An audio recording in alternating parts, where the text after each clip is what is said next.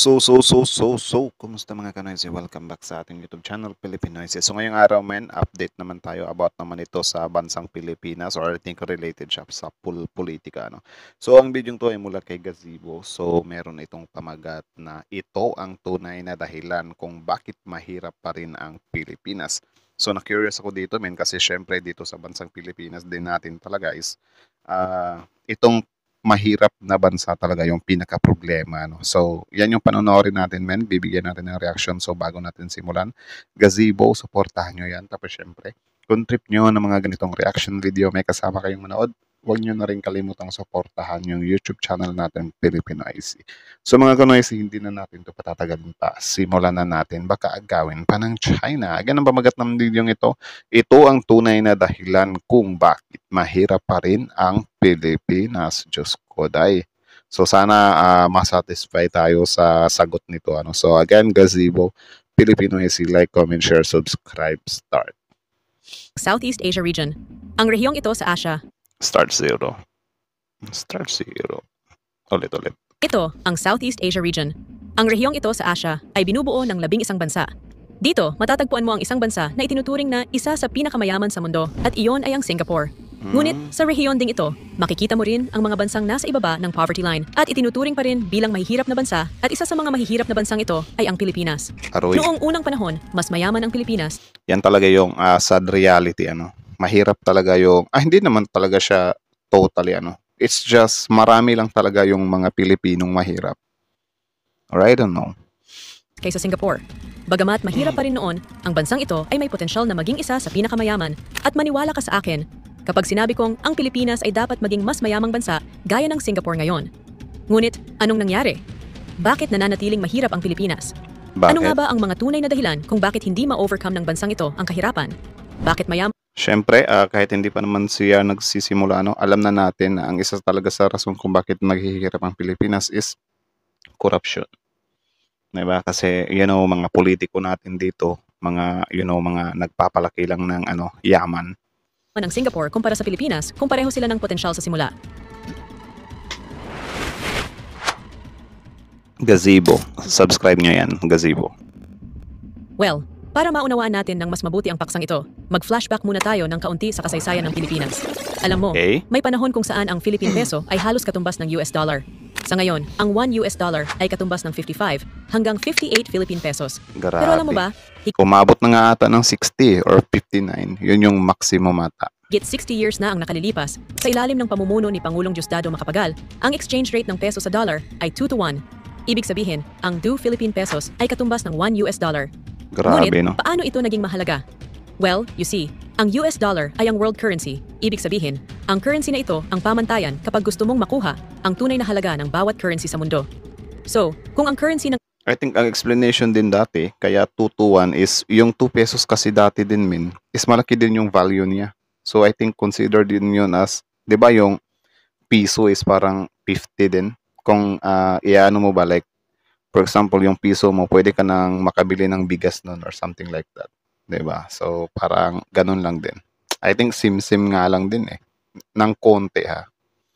iyong bansa ay halos katumbas ng US dollar, nangangahulugan lamang na ito ay halos kasing halaga ng mismong US dollar at ganoon ang Philippine peso noon. Pero panandalian lang iyon. Noong panahon ng rehimeng Marcos, ang halaga nito ay lumubog mula 2 pesos hanggang 3.7 pesos laban sa dollar. At mula noon, ang halaga ng piso ay hindi na muling nakarecover pa patungo sa orihinal nitong halaga. Ang unti-unting pagbaba ng halaga ng Philippine currency laban sa US dollar ay isang malinaw na indikasyon na ang bansang ito ay hindi umuunlad. Nako. Ang paraan Masakit din yun ha. upang masukat ang yaman ng isang bansa ay sa pamamagitan ng GDP per capita nito. Mas mataas ang GDP per capita, mas mayaman ang bansa. At ang Singapore, ang pinakamayamang bansa, hindi lamang sa Southeast Asia, kundi sa buong Asia, dahil sa pagkakaroon Grabe, ng no? pinakamataas na GDP per capita na nasa $91,000. Ngunit teka, ano nga ba ang GDP? Well, ito ay ang Gross Domestic Product o ang kabuuang halaga para sa lahat ng produkto at serbisyo na ginugol ng isang bansa sa isang buong taon. At kapag sinabi nating GDP per capita, ang pinag-uusapan natin ay per person. Ibig sabihin, ang kabuuang halaga ng GDP ng isang bansa ay divided sa kabuuang populasyon ng partikular na bansang iyon. So, sa madaling salita, sa Okay, ngayon ko lang din nalaman yun Singapore, on average, ang bawat taong naninirahan doon ay gumagastos ng $91,000 bawat taon. Oo, Siyempre, hindi ko sinasabi na ang bawat Singaporean ay talagang gumagastos ng ganoong halaga ng pera bawat taon. tama. Karamihan sa kanila ay hindi. Ngunit ang ilan sa kanila ay talagang Parang average lang. Like, kunyari, yung $1,000 lang yung kayang gastusin, pwedeng tubusin yun ng, kunyari, bilyonaryo siya. Kaya niyang umubos ng $900,000, di ba? So, yung $900,000 na yun, pwedeng i-divide yun into 10 persons, di, something like that. So, parang yung kapos lang is parang tawag dyan, natatapalan nung ano. Pero hindi napupunta yung gastos doon ha. Like, for example lang yun ba, or I think yun lang yung way para i-divide yung nagastos ng tao. Or correct me if I'm wrong, if tama din yung pagkakaintindi ko. gumagastos ng higit pa roon. So, on average, ang GDP per capita ng Singapore ay napakataas. At kung iisipin natin ang mga dahilan kung bakit ganoon kataas ang GDP per capita nila, ay sila ang may pinakamagandang ekonomiya and at the same time, maliit ang populasyon nila. Kahanga-hanga, di ba? Ngunit Tama. paano naman ang Pilipinas? Kahapon pa nga lang parang nagpa-plan din ako na pumunta ng Singapore yung Lion na parang, si Lion ba yun? Yung bumubuga ng tubig, di ba yan yung pinaka-viral ngayon? Like for example, magpapaedit yung tao. Like gusto ko din talagang pumunta ng Singapore, men. Wala pa lang talagang pera. Well, ang GDP per capita ng bansang ito ay nasa paligid lamang ng $4.17,000. Ito ay napakaliit kumpara sa $91,000 ng Singapore. Okay, I Grabe. guess, masyado yatang sobra ang Singapore para gamitin bilang comparison. Kaya ikumpara na lang natin ang Pilipinas sa mga karatig bansa nito. Ang Indonesia Thailand. ay mayroong $5.51,000 GDP per capita, habang ang Thailand ay mayroong $7.73,000 GDP per capita. Ang tatlong bansang ito ay halos pareho. Ang kanilang ekonomiya ay umaasa sa kanilang likas na yaman. Ang kanilang mga geography ay halos pareho din, dahil lahat sila ay may parehong access sa karagatan. Pero, bakit tila napag-iwanan ang Pilipinas? Bakit nga ba, sa kabila ng pagkakaroon ng masaganang likas na yaman, ang Pilipinas ay mahirap pa rin matapos ang maraming taon? Ngayon, para Yun. matulungan Sabi ko sa inyo, 'di ba? Corruption. Tapos syempre yung pamamahala din talaga, min. Nakakalungkot kasi sa Pilipinas, mostly sa mga business ng gobyerno natin, ibinibenta. 'Di ba? Like dati yung PAL ba 'yun? PAL ba 'yun, guys, or Cebu Pacific? Correct me if I'm wrong, na parang government yung may-ari tapos binenta. Yung Petron din. So, kung ewan ko kung ano yung iniisip ng dati ng nagbenta nun, pero kayo ba, guys, do you think mas maganda bang ibenta na lang yun? Kasi halimbawa ganyan, may problema yung bansa at that time, or ano na lang talaga, tawag dyan, nakipagsapalaran talaga sila, hanggang sa mabawi nila yung kikitain. Kasi sayang mga business ng gobyerno natin is napupunta sa mga negosyante, di ba? tayong mas maunawaan pa ang tungkol sa sitwasyon sa Pilipinas. Muli natin itong ikumpara sa Singapore. Ngunit sa pagkakataong ito ay gamitin naman natin ang kasaysayan. Parehong biktima ng kolonyalismo ang Pilipinas at Singapore. Ang dalawang bansa ay labis na nagdusa mula sa colonial rule. Ang Singapore ay sinakop ng British Empire sa loob ng maraming taon, samantala ang Pilipinas ay sinakop naman ng mga Espanyol, Amerikano at Hapon. Hindi maikakaila na kahit matapos maging malaya ng mga bansang ito, halos hindi na sila makabangon sa pinsalang dulot ng kolonisasyon. Ibig sabihin, ang Singapore at Pilipinas ay parehong nagsimula sa lowest poverty line. Ang dalawang bansa ay nagsumikap na umunlad, ngunit ang problema ay magkaibang mga resulta ang nakuha nila. Pero bakit? Well, ang mabilis na sagot ay ang korupsyon ang nangingibabaw sa Pilipinas sa loob ng maraming taon. You see, Tama. So sad, so sad. Mga politiko lang din yung tumataba, yumayaman. pagkatapos nilang makamit ang kalayaan, ang Singapore ay nakakuha ng sarili nitong pinuno mula sa sarili nitong mamamayan, at iyon ay si Lee Kuan Yew. Ang Pilipinas ay nakakuha rin ng sarili nitong pangulo pagkatapos ng kalayaan, at iyon ay si Manuel Rojas. By the way, si Emilio Aguinaldo ang unang pangulo ng Pilipinas, ngunit si Manuel Rojas ang unang pangulo pagkatapos maging malaya ng Pilipinas. Anyway, sa simula pa lang ay mapalad na ang Singapore na magkaroon ng kauna-unahang tunay na pinuno na magsisilbi sa mga mamamayan nito. Well, syempre, hindi ko sinasabi na si Manuel Rojas ay hindi isang mahusay na pinuno. Ngunit siya at ang iba pang mga pangulo ng Pilipinas ay nabigo na maisakatuparan ang isang mahalagang bagay na naisakatuparan ni Lee Kuan Yew. At ang tinutukoy ko ay ang pagbuwag sa Diba? So ano na lang talaga, bonus na lang din talaga sa Pilipinas kung makatagpo talaga tayo ng presidente na talaga 100% or 200% talaga, like ibubuhos niya talaga yung lahat para sa bansang Pilipinas korupsyon. You see, ang unang ginawa ni Lee Kuan Yew ay siguraduhing walang korupsyon sa kanyang administrasyon. Tiyak niyang sinigurado na ang bawat public servant ng bansa mula sa pinakamababa hanggang sa pinakamataas na posisyon ay hindi corrupt. Pero, to be clear, hindi zero ang corruption rate sa Singapore noong termino niya. Pero napakababa nito.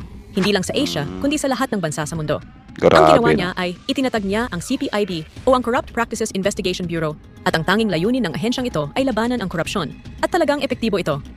Nilabanan nila Para sa akin, ang mas magandang gawin dyan is, bitayin yung mga korap, Para, syempre, madala yung mga korap kasi sa atin dito kapag ka nalalaman is parang tinatanggal lang sa pwesto. 'Di ba? ang korupsyon, hindi lamang Yung mga may issue pa, tumatakbo pa ulit. sa public sector, kundi pati na rin sa private sector. Sa kabilang banda, ang corruption rate sa Pilipinas ay patuloy na tumataas. Sa katunayan, noong 2023, ang Pilipinas ay nag-ranked bilang 115th least corrupt nation out of 180 countries. Ibig sabihin, Grabe. ang bansang ito ay isa sa mga bansa kung saan talamak ang korupsyon. So Ang sad. pangalawang susi sa tagumpay ng Singapore ay ang meritocratic system nito. Ang sistemang ito ay itinatag din sa panahon ng administrasyon ni Lee Kuan Yew. Ang ideya ng sistemang ito ay simple, ngunit napaka-epektibo. Pipili lamang sila ng mga pinuno o opisyal ng gobyerno batay sa kanilang merit o background. Hindi ka maaaring tumakbo sa kandidatura bilang opisyal ng gobyerno kung hindi maganda ang iyong background. Tanging ang mga taong may good educational background at malinis na life record ang maaaring maging public servants ng Singapore. Ngunit So it means hindi pwede dito yung mga nagde-deliver lang ng suka. muli sa Pilipinas, kahit sino ay maaaring tumakbo mula sa pinakamababa hanggang sa pinakamataas na posisyon sa kanilang pamahalaan. Si Pacquiao talaga yung ginawa example eh. Tapos sino yung babaeng sumayaw kanina? Well, normal lang naman yon para sa isang demokratikong bansa, tama ba? Kahit sino ay maaaring magkaroon ng karapatang maging pinuno ng bansa. Pero iyon ang pangunahing isyu rito dahil ang Pilipinas ay walang meritocratic system. Kahit sino ay maaaring tumakbo para sa posisyon sa gobyerno. Kahit Yan, kayo. Boto-boto kayo ng artista. Yan, pinanalo nyo si Robin. Tapos ngayon, nga kayo after. 'Di ba? Tapos ngayon, may mga artista pa na papasok na naman sa politika. Tapos iboboto naman.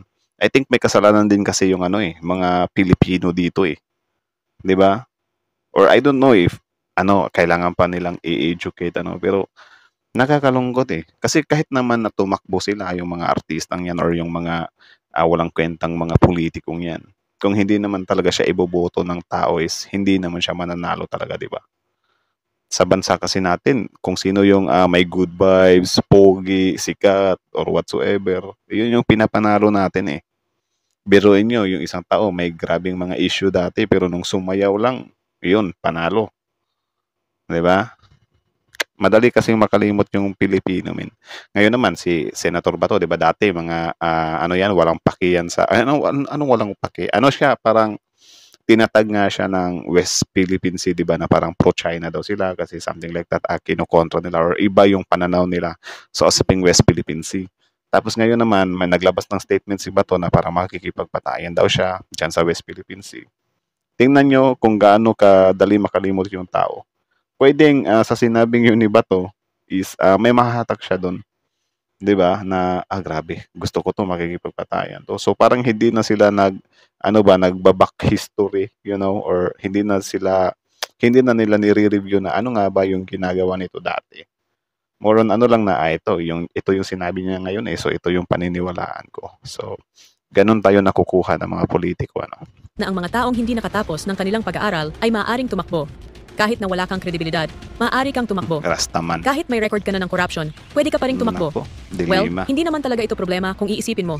Basta hindi sila iboboto ng mga Pilipino. At iboboto Tama. lang yung mga kandidatong talagang may kakayahan. Tama. Kung ganon, hindi problema kung tatakbo sila. Ngunit iyon ang isa pang pangunahing ugat ng kahirapan sa Pilipinas dahil ang majority ng mga Pilipino ay patuloy na bumoboto ng mga hindi karapat-dapat na public servant. Boom. Hindi ko Tama. sinasabi na ang Pilipinas ay hindi kailanman nagkaroon ng mabubuting pinuno at public servant dahil talagang nagkaroon sila. At hindi ko sinasabing lahat ng Pilipino ay hindi marunong mag-identify ng mga karapat-dapat na kandidato. Pero ang nakakalungkot, ang karamihan sa kanila ay hindi. Tama. You see, Yun din. batay Political dynasty din. sa historical election data sa Pilipinas, ang kandidato na isang sikat na celebrity ang may pinakamataas na success rate sa pagkapanalo sa eleksyon dahil ang 'Di ba? Yan yung bansang Pilipinas. Sabi ko sa inyo eh. Kaya hindi tayo umuunlad kasi kung sino yung sikat, kung sino yung tinitilian, wala. Pasok. 'Di ba? Hindi natin tinitingnan na ano nga ba yung gagawin ng taong to sa Senado. Ang masaklap pa dyan, after ng term nila ngayon, kunyari, hindi sila naging effective iba yung mga karakas nila or ginagawa nila sa Senado, walang naipasang batas, walang nagawang magandang tawag siyan para sa Pilipinas. Kapag magpapa-re-elect bulol. Kapag magpapa-re-elect na naman 'yan, mananalo na naman 'yan. Sinasabi ko sa inyo. Kapag ka talaga nanalo ito si Bong Revilla, si Bato, si Philip Salvador, si Lito Lapid, si sino pa yung mga sikat lang, 'di ba? Parang wala talaga. Totoo talaga tong study na to na ang success rate is more on mga sikat. Yun yung madalas pinapanalo natin dito sa Pilipinas. Majority ng mga tao sa bansang ito ay patuloy na bumoboto sa mga kandidato na sikat sa halip ng mga taong talagang karapat-dapat dahil sa kanilang excellent educational background. Yan no, Sa sumayo ng madaling budots. salita, ang karamihan Yan, sa mga Lito tao Lapid. ay obsessed sa paglalagay ng mga celebrity sa opisina, ngunit hindi iyon ang pinakamalala. Ang pinakamalala ay ang patuloy nilang pagboto para sa iisang tao o iisang pamilya para maging kanilang mga pampublikong opisyal. Yun Oo, din. ang tinutukoy ko ay ang political dynasties na nangyayari sa Pilipinas sa loob ng maraming siglo. Kung susuriin mo ang Kayo ba guys, comment nga din kayo sa baba guys kung para sa inyo meron din ba talagang negative impact yung political dynasty na yan. Comment kayo sa baba kasi yun nga, yung mga Dutertes, yung mga Tulfos, yung mga Revillas, yung mga Villar, di ba? Sotos, I think Sotos, kasama ba yung mga Sotos? Like sobrang dami talaga natin dito sa Pilipinas na mga political dynasty talaga pero binoboto pa rin ng tao. So, comment din kayo sa baba guys kung para sa inyo negative impact ba yung political dynasty or not. So, respetuhan lang tayo ng opinion dito ha. So, comment kayo sa baba. Let me know in the comment section. kasaysayan ng Pilipinas, mapapansin mo na maraming makapangyarihang pamilya ang na-elect na sa posisyon, generation by generation. Mula sa Pangulo hanggang sa mga opisyal ng barangay, kapansin-pansin ang political dynasty sa bansang ito. Magugulat ka kung sasabihin ko sa'yo na may isang probinsya sa Pilipinas kung saan isang angkan lang ang namamahala sa lupain sa loob ng ilang Grabe. dekada. Wait lang. I think ito yung mga ano yun? Yung sa Mama Sapano ba? Ampatuan? Or I don't know, guess ko lang yun. Pero paano kung sabihin ko sa'yo na hindi iyon ang pinakamahabang political dynasty na naitala sa bansang ito? Well, mayroong isang angkan sa La Union na pinaniniwalaang may Hindi pala. pinakamahabang political dynasty sa loob ng mahigit isang siglo. Oh, napakahabang panahon noon, di ba? Dapat gumawa na ng sariling kaharian ang angkan na ito. Speaking of kaharian, ang mga angkan na ito sa bawat political dynasty ay mga mayayamang tao na. Kaya hindi katakataka na kung irarank mo ang pinakamayayamang tao sa bansang ito, karamihan sa kanila ay mula sa political dynasty. Sa tingin ko ay mayroon ka ng clear understanding kung bakit naging mahirap ang Pilipinas hanggang ngayon. Maniwala ka sa akin, kung ang bansang ito ay may mabuting pamamahala na may zero to low rate of corruption, ito ay magiging isa sa pinakamayamang bansa, hindi lamang sa Asia, kundi sa buong mundo. Ang bawat oportunidad Tama. Kaso lang, wala eh. Halo-halo yung halo-halo yung mga senador sa each administration. So wala talaga. Malabo talaga nating makuha yung low corruption rate, something like that. Diba? para sa pagyaman ay nag-e-exist sa Pilipinas. Mula sa kasaganahan ng likas na yaman hanggang sa access sa karagatan, hanggang sa maraming tourist destination. Dagdag pa rito, maraming mga dalubhasang Pilipino hindi lamang sa bansang ito, kundi sa buong mundo. At ang bansang Yan ito din. ay marami ring citizen na marunong magsalita ng Ingles. Ang bansang ito ay halos may susi para maging first world country, maliban sa good governance. Ngunit ang pagkakaroon ng good governance ay mananatiling pangarap kung patuloy na maghahalal ang mga tao sa bansang ito ng mga corrupt at hindi karapat-dapat na mga politiko. At Tama. para makamit iyon, dapat magkaroon ng kamalayan ng bawat Pilipino kung sino talaga ang karapat-dapat maglingkod sa bayan, at ang susi ay ang edukasyon. You see, Kaso lang, may tinatawag tayong mga diehard fans dito eh. Di ba? Like kahit may mali na yung mga idolo nila, binoboto pa rin nila, pinagtatanggol pa rin nila. ang bansang ito ay itinuturing pa rin na mayroong mahinang sistema ng edukasyon dahil ang mga Pilipinong mag-aaral ay kabilang pa rin sa pinakamahina sa mundo pagdating sa math, reading comprehension at science. Ayon sa Global Learning Assessment, ang Pilipinas ay nag-rank sa 77th out of 81 countries at ang proficiency ng mga Pilipinong mag-aaral ay mas mababa pa kaysa sa global average sa lahat ng mga kategorya. Ngunit, hindi lang iyon. Sa Pilipinas, halos 20% ng mga batang Pilipino ay hindi pumapasok sa paaralan o walang Grabe, access sa no? edukasyon, at iyon ang isa sa malaking dahilan kung bakit ang karamihan sa mga Pilipino ay madaling malinlang ng propaganda ng mga corrupt politician at political dynasties. Ito din talaga dapat yung pagtuunan ng gobyerno natin like yung libreng pagpapaaral ba min sa elementarya, high school, something like that ba, like talaga gastusan talaga. Problema kasi sa atin dito may mga public schools nga tayo pero doon naman nahahatak yung mga estudyante sa mga projects or whatsoever. 'Di ba? So, parang gagastos pa rin sila kaya yung iba hindi na nakakapag-aral ano. Tapos itong mga makakating mga ano din 'to, mga makakating mga magulang or mga na gawa lang ng gawa ng bata kahit hindi naman kaya na. Hindi naman kayang pag-aralin lahat, hindi naman kayang buhayin lahat, puro pasarap lang. Yan din, isa din yan sa problema. Tapos ngayon, although hindi ko nilalahat yung sa poor visa, pero yun, sinusuportahan ba ng gobyerno? Kaya yung iba, hindi natin masabi kung nag-anak lang ng anak para makakuha ng mga ganyang benepisyo. 'Di ba? Though hindi ko nilalahat, pero mostly kasi ganyan eh. At kung ang lahat ng mga Pilipino ay may access sa isang mahusay na edukasyon, mapagtatanto nila kalaunan na ang kanilang bansa ay talagang nangangailangan ng mabubuting pinuno at itataas nila ang kanilang pamantayan sa pagpili ng mga opisyal ng gobyerno. Well, ang usaping ito ay hindi lamang nangyayari sa Pilipinas. Ang korupsyon at masamang pamamahala ay nangyayari rin sa lahat ng mahihirap na bansa sa buong mundo. Tama. Pero isang bagay ang mapapansin mo sa bawat may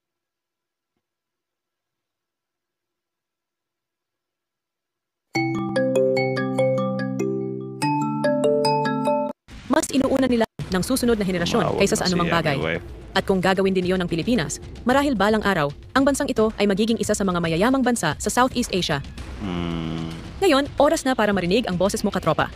Sa tingin mo, from 1 to 10, paano mo i-rate ang buhay mo dito sa Pilipinas? 1 to 10? I think mga nasa 7. Grabe. At ano ang mga ginawa mo para marating ang buhay na mayroon ka ngayon? I-comment lang ang iyong opinion sa comment section below. Sikap lang, sikap. So, yun lang naman mga kanoysi. So, kayo na masasabi nyo dito, comment down below. Tapos yun, pag-usapan natin yan sa comment section. So, again, ang video to ay mula kay Gazebo. So, supportahan nyo yan. Original video link in the description box below. Tapos, syempre, bago nyo iwan yung YouTube channel natin, Filipinoise, don't forget to like, comment, share, subscribe. So, kita nyo naman yun, men, na yung Pilipinas nga is, sabi ko na nga ba eh. Yung problema talaga natin, men, is corruption talaga, no? So, since corruption siya, ang kailangan natin gawin is, tawag dyan, wait lang. Since corruption nga siya, men, wait lang talaga, wait lang.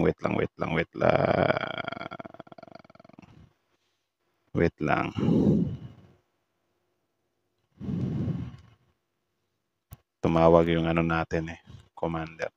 So, yun, sabi ko naman sa inyo, di ba? Corruption yung ano natin.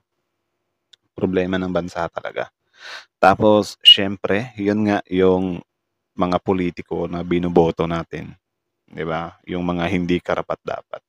Do hindi ko naman sinabi talaga minhan na hindi karapat-dapat yung iba or hindi naman din natin masasabi na gina-judge natin agad yung tao porket sikat or artista. Pero minsan na based on experience na ba? 'Di ba?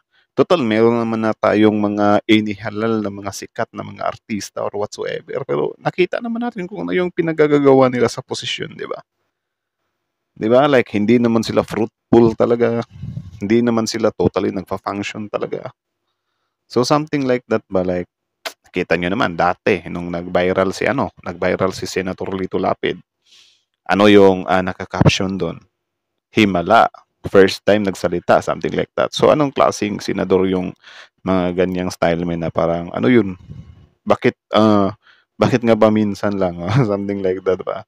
Tapos dati yung issue pa ni Rebilla daw na, 'di ba, nag-away-away sila doon sa Senado na about doon sa absent na 'yan. Tapos sabi nung isa, pumunta pa ng rally. So something like that ba?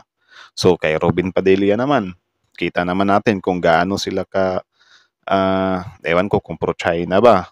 'Di ba? Kasi kung ano yung ginagawa ng gobyerno natin, na tinitindigan natin yung West Philippine Sea nating mahal, yung teritoryo natin, binabatikos pa yung presidente natin. Yun, presidente pa talaga natin yung sasabihan na mukhang natatapangan ako sa presidente natin. So ano ba yung gusto niya mangyari doon sa West Philippines eh? Hindi natin titindigan. Ano, dapat lang maging duwag tayo forever? Hindi natin papalagan yung China, something like that. Diba? Parang hindi nila naiintindihan man na hindi naman tayo naghahamon ng gulo sa China. Ang ginawa lang naman natin is, inaano natin ba? Sinisecure natin yung territory natin. Di ba? Yung mga Villar din, parang medyo nadismaya yung mga tao doon. Sino pa? Si Bato, paparelect din si Bato. So, 'di ba? Sa kabila si Philip Salvador. Diyos ko. 'Di ba? So, anong gagawin daw niyan? Si Willie daw. So, kayo, iboboto nyo rin ba si Willie Rebillame? Yan lang naman, men. Hindi naman siya sa ano, pero kita nyo naman yung galawan nga ng kabila, 'di ba? Na parang hindi nga daw, para sa kanila, hindi daw karapat-dapat si Philip Salvador sa pwesto. Pero ano yung pinanawagan nila? Guys, iboto natin si Philip Salvador kahit na hindi naman talaga tayo satisfied sa kanya. Ang ano lang natin dito is para hindi ma-impeach si VP Sara. Like, anong mindset yun, men? 'Di ba? Kayo din mismo yung nagturo sa mga kababayan natin na imbis na pumili tayo ng mga karapat-dapat na mga senador kasi mataas na posisyon yan 'Di ba? Kayo din mismo yung na dapat guys, die hard tayo dito. Die hard Duterte tayo dito. Dapat iboto natin si Philip Salvador kahit hindi natin gusto. So something like that na mindset ba, which is ang pangit, 'di ba? Na wala. Kung hahayaan natin yan ngayon, magtuloy-tuloy yan. Na parang ganyan pala. Ganyan pala yung mindset. Kaya nga ako dito sa mga past videos natin, meron din nag-comment sa video ko na parang pangit ka rin palang kasi sinisiraan mo yung lineup ni PBBM. Dapat suportahan mo yung mga senador niya, iboto natin yon. Parang naano din ako ba na hindi naman talaga dapat ganun pumili ng politiko 'Di ba? Kasi hindi naman ibig sabihin na nasa side sila ni PBBM is tawag diyan,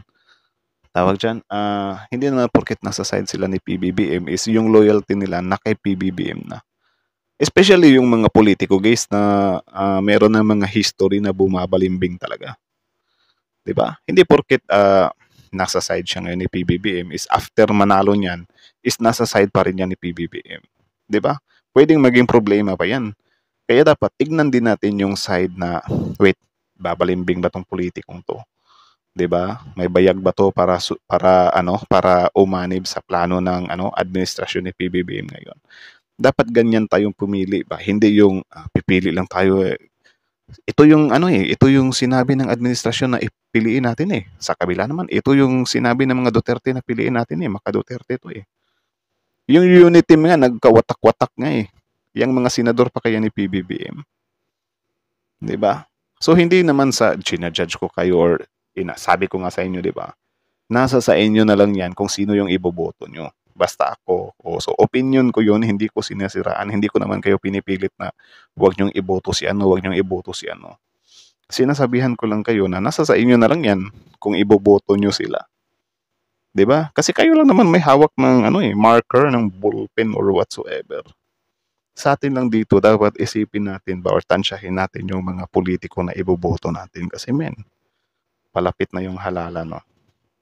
So, yun lang naman. So, kayo na masasabi nyo dito, comment down below. So, again, Agasibo, supportahan nyo yan. Original video link in the description box below. Panoorin nyo rin, isubscribe nyo rin. Tapos, syempre, our YouTube channel, Filipino IC. Don't forget to subscribe. So, again, hanggang dito na lang muna. Thank you so much for watching Gasibo, Filipino IC. Like, comment, share, subscribe. Filipino IC.